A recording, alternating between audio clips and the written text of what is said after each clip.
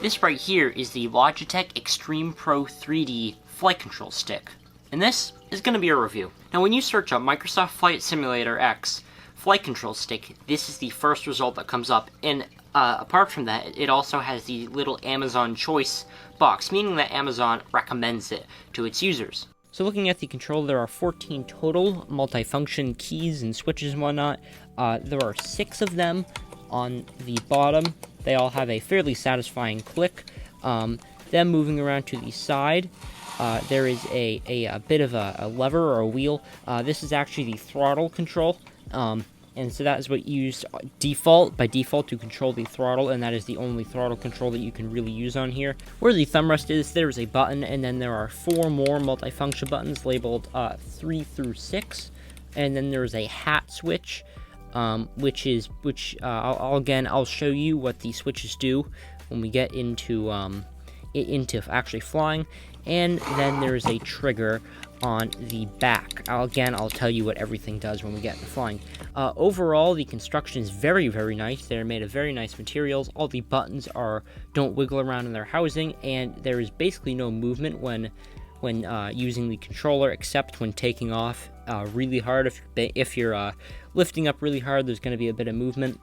The resistance in the controller is actually fairly good. It seems like they spent a lot of work getting that right, because it feels perfect. Moving around, it's not too light and it's not too strong. So either way, that is good. And as an added bonus, when you twist the stock itself, not when you're banking or anything, but when you actually twist it, that actually controls the rudders. I did not know about this until I actually found out. So that's an added bonus. So let's get on to flying. Alright, so as you can see in the top right hand corner, I have a controller cam. This is just going to be the camera that is focused on the controller, so you guys can see what's happening as I'm playing the game. And actually, I'm going to expand that a bit. There we go. So as you can see here, I'm going to explain what these buttons do. Number 7 right here does nothing. Number 9, that changes the view. As you can see, it changed the view. Number 11, nothing. Number 8, nothing. Number 10, that does the gear. Although I'm on the ground, and the gear does not deploy on the ground, so I'm just going to press that again. And number 12 is another gear toggle switch. Around here, this is the throttle. This is automatically set to be throttle. So you obviously... okay, hold on. I'm just going to set the parking brake. So as you can see, this is the throttle. As you can see, when I do that, the plane shudders a bit. This is obviously the main controller. This button right here, the side button, is another change view button. And then up here, these 2 buttons, so 5 and 6, are for the flaps. They're labeled. They're these little numbers. 5 and 6 are for the flaps. 5 increases it by 1, and then 6 kills them all. 3 and 4 are not set by default, but obviously you can set any of these to whatever. This is the hat switch, as they call it, so you can use this to change the view. As you can see, it's changing the view.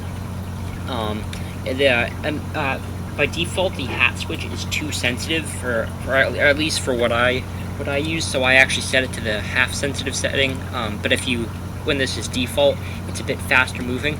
And then the trigger is the brakes. As you can see in the bottom left-hand corner on the Flight Simulator screen, which I will expand now, as you can see the brakes go off whenever I press that. So you can see up in the top right-hand corner, there's the controller. Now I move it around, you can see that the yoke moves around, and all is good.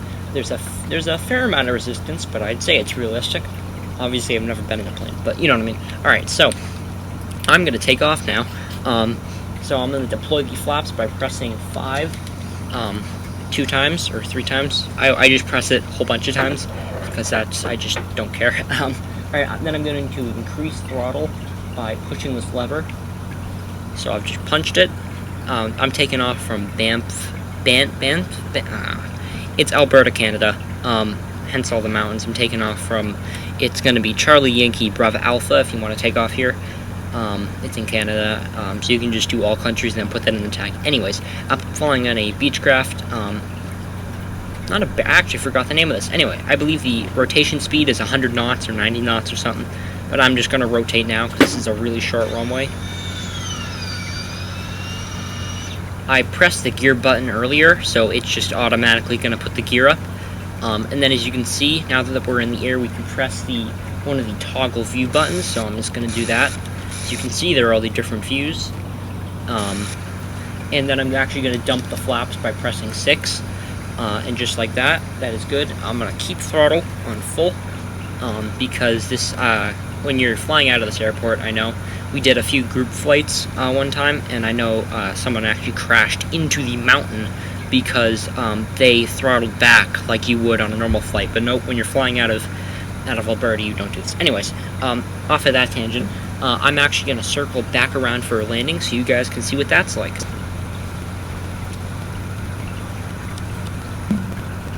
Alright, so as you can see now, we have now banked back around at a fairly steep bank, and we are now in short final.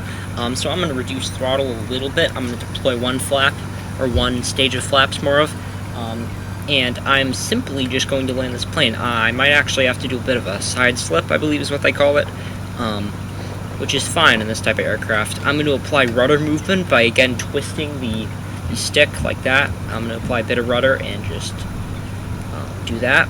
So now we are actually lined up with the runway. Again, this is a fairly improper flight, because I am overspeeding. Alright, so I'm going to deploy all flaps now. I'm going to deploy gear. And I'm going to sink fairly quickly. I didn't quite set this up right, but it is okay. Again, this is not a proper flight, but obviously, it's what I'm doing. Alright, so we are just going to pull up a bit.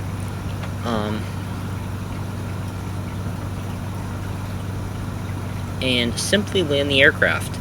And now I'm going to press the trigger, and I'm going to push down because this aircraft is too big for this runway.